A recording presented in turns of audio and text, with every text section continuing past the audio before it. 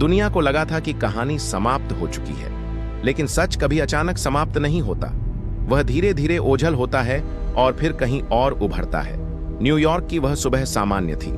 नीला आकाश, शांत हवा, और फिर सब कुछ बदल गया। इमारतें गिर गईं, धुआं उठा, हजारों जिंदगियां थम गईं, और उसी क्षण एक खोज शुरू हुई। एक व्यक्ति की नहीं, एक परछाई की। Osama bin Laden.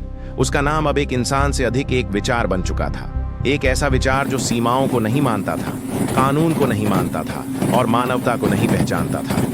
गुप्तचर तंत्र सक्रिय हो गए। गोपनीय फाइलें खुली, कोड नाम घूमने लगे।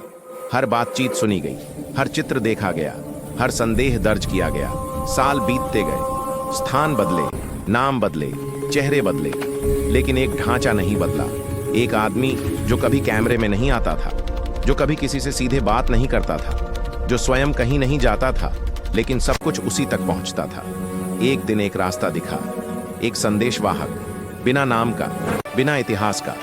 वह बार बार एक ही स्थान पर जाता था, एक शांत शहर में, एबटाबाद। एक घर जिसकी दीवारें बहुत ऊंची थीं, जिसकी खिड़कियां भीतर की ओर नहीं खुलती थीं, जहां कोई मेहमान नहीं आता था और जहां से कोई कचरा बाहर नहीं जाता था।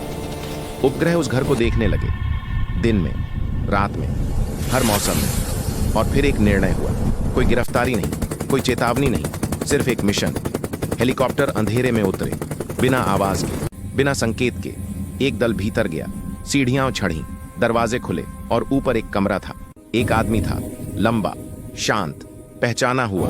एक क्षण, और फिर इतिहास बदल गया। दुनिया को बताया गया कि ओसामा बिन लादेन अब नहीं रहा। लोगों ने सुना, लोगों ने माना, लोगों ने प्रश्न भी पूछे।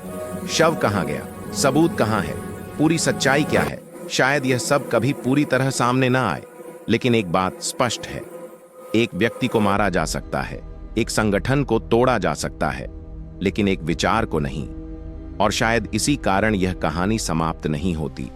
यह हमें केवल यह याद दिलाती है कि इतिहास में सबसे खतरनाक चीज हथियार नहीं होते, वे कारण होते हैं जो उन्हें उठाने पर मजबूर करते हैं। और जब तक हम उन्हें समझने का प्रयास करते रहेंगे, तब तक शायद हम उन्हें दोहराने से बच पाएंगे। शायद।